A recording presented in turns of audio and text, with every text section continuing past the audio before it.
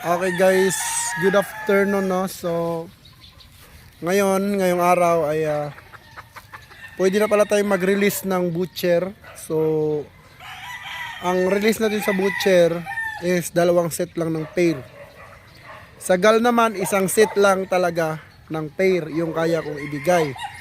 Then mga broodstag naman, meron din naman tayo medyo madami-dami din ang ating butcher at gal. So nakapili na naman ako ng pang infuse ng mga stag and pullet. So pwede na tayo mag-release ng butcher at gal. So ito guys, yung i-release natin is limited lang talaga. So iilan lang ang i-release natin na butcher at gal. Pero bago yan, maraming request na manonood ng mga raptors natin kasi marami na naman tayong pinanalo na mga client natin, no, sa iba't ibang parte ng Pinas, especially sa Norte, sa Ilocos, Pangasinan. Then meron din sa Zamboanga at Cebu na nagcha-champion gamit yung ating mga Raptor at ang ating Boston Millionaire, no. So yun talaga yung top 2 dito sa farm, yung Raptor at Boston Millionaire. Yun yung nangunguna dito na napakataas ng winning line. At subok na talaga ng ating mga client. Actually ngayon kakapa-deliver ko pa lang ng dalawang tryo sa Leyte. So ngayon sa Leyte at Mindoro. So meron pa akong Cotabato, no. So ngayong araw guys ay papasilip ko sa inyo yung mga Raptor dito na pwede nyo gamitin, no. Raptor at saka Boston Millionaire. Yung papasilip ko sa inyo. So alam niyo naman kung paano kontakin. Guys, sa mga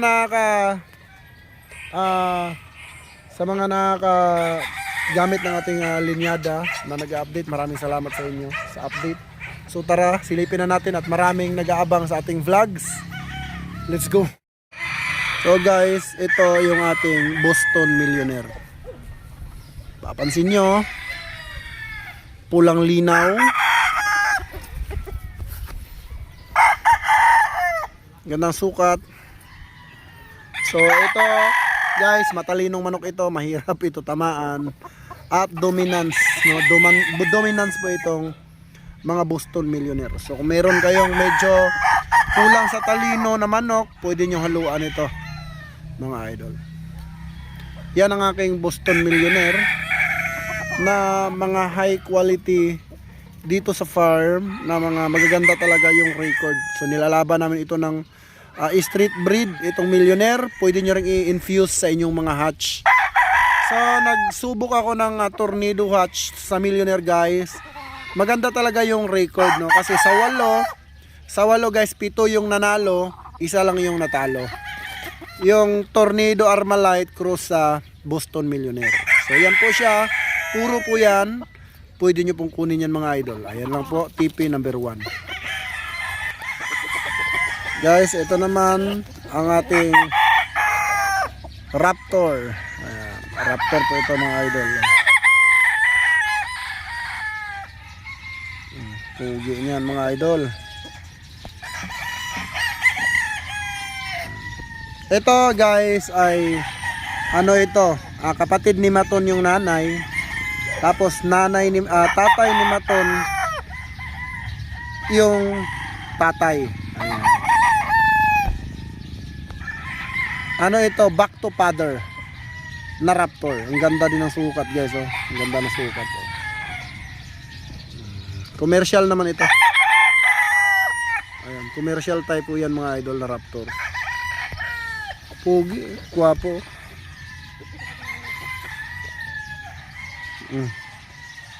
Nakalip nose. Commercial type na Raptor. Ang ganda, oh. Pogi. So guys, kung mapapansin nyo, bihira na talaga ako makapag-vlog kasi madaming kliyente dito, sobrang daming buyer mga idol. May hari guys, oh, na nakapatong. May hari guys, oh.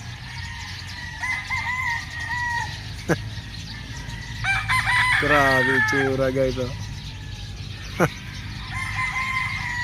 Jugod gray po yan mga idol, no? Nag zoom lang tayo. Di ba? Ang gwapo. Mapunta sa inyo yan, sa inyong backyard yan. Aba, napakaswerte ng inyong backyard, mga idol. Oh, 11 ang paa, balansyado, poging manok. Oh, aba, idol, tinititigan ka. Papalampasin mo pa ba yan? Guys, ito naman yung ating pasilip ko sa inyo yung ating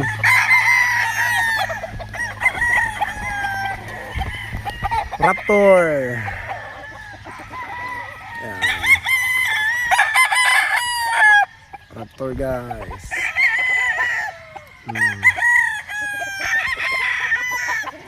Guwapo, guys, oh. See? Pag napunta sa manukan mo yan, aba, pagka nag-start ka kasi, guys, no, mostly sa mga nagsisimulang magmanok, isang pintas lang, 2 pintas or 3 pintas ng kapitbahay mong marites, titigil ka na agad, no? So nag-start ka, magandang simula mo, then pinintasan ka lang ng kapitbahay mo na marites, then tumigil ka na.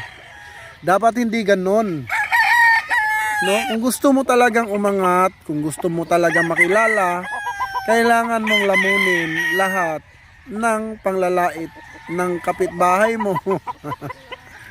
Ng mga relatives mo, kailangan mong lamunin yan para maging isa kang ganap na breeder, no? Hindi pwede na nilait ka lang, pinagsabihan ka lang na wala kang mararating dyan, ay titigil ka na. Hindi rin po ito pwede na madaliin, no? Sa pagmamanok, guys, hindi pwede ang magmadali. At kailangan nag-i-enjoy po tayo, no? Nag-i-enjoy po tayo sa ating fashion. 'Di ba? Hindi pwede na pumasok lang tayo sa manok dahil ganito, gusto natin na mabilis ang angat. Hindi po ganoon 'yun, mga idol. Sa pagmamanok, maraming trial and error. Pero kung mahal mo naman yung ginagawa mo, ay ibibigay naman sa iyo yung gusto mo. Kasi kung ano yung naiisip mo, idol, meron kang direction, no? May direction ka kung saan pupunta. Ngayon, isang sabi lang sa iyo, hindi ka magsasucceed diyan, tumigil ka na. Nahirapan ka lang ng konti, wala na, ayaw mo na. So hindi ganon, no? Kailangan mag-change ka ng mindset. Hindi pwede na pag nahirapan ka, ayaw mo na agad. Hindi po pwede yung ganon. Kung gusto mong baguhin yung backyard mo, pagandahin, gusto mong makilala sa industriya, no? Kasi nasa iyo na lahat eh. Andyan na yung cellphone, kaharap mo. Kulang na lang sa iyo is investment. Ayaw mo mag-invest kasi ayaw mong mawala yung pera na hinahawakan mo ngayon. Eh ang pera, mga idol, pag hinawakan mo, nawawala at nawawala yan. Pwede kunin ng kapitbahay mo, ng mga, di ba, mga kasama mo. Pero pag yan ininvest mo, ay lalago yan, idol. Ngayon, idol, sa pagsisimula ng pagmamanok, no? Magsisimula kang pagmamanok, wala ni isa sa walang kakampi sa iyo. Dahil nagsisimula ka pa lang eh. No, ang kakampihan ka lang niyan nang gusto mong maging kakampi once na nakita na nila yung result. Okay? Kaya kung ako sa iyo, magmanok ka na. Dito sa pagmamanok, masaya. Depende na lang kung passion mo talaga. Walang hilig sa pagmamanok at gusto mo lang kumita na kumita, itigil mo na yan. Hindi uubra. Kailangan sa pagmamanok, unang-una mahalin mo yung manok mo. Pangalawa, kailangan kahit anong mangyari, ikaw at ikaw pa rin yung magdi-decide kung anong gusto mo sa buhay. Kasi ako, guys, simula dito, binigyan pa tayo ng extension. Ganyan po. Ayan po yung binigay na extension. Kung dati ito lang yung farm natin, ayan, hanggang doon, malaki na para sa akin, pero hindi ko akalain na pati itong gilid na to ay makukuha natin. So sino ba nagbigay sa akin yan? Syempre, guys, yung mga manok ko. Hindi po tayo nagmamayabang, guys, ha. Tinuturo ko lang sa inyo para ma-inspire kayo na kahit maliit ka na backyard, no? Kahit napakaliit mong backyard, once na sinimulan mo, nag-grind ka, itong farm na to baka kaya mo pang higitan. Okay? So ako, hindi ko nga rin alam ba't ako nagkaroon ng ganyan. Nag-enjoy lang ako, nagsumikap, pinakwality yung manok ko. Ginalawan ko, sinipagan ko, hindi pwede ang tama dito, lalo-lalo na sa pagmamanok. So ngayon guys, ay papasilip ko naman sa inyo yung aking butcher. Butcher at gal na pwedeng mapunta sa inyo kung gugustuhin ninyo. Actually, kung gugustuhin nyo naman talaga, mapupunta talaga sa inyo. Basta desisyon nyo ang masusunod. So guys, isa ito sa gal. Ayan, yung gal na yan na pwede nyo mapunta sa inyo.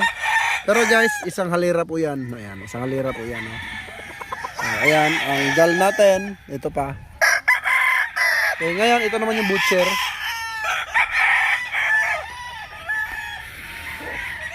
Ang butcher yan guys. So ito po yung F1. Yung unang palabas natin. Ayan pa. Dulo. Tapos yun naman yung ama niya. Ito guys ay butcher.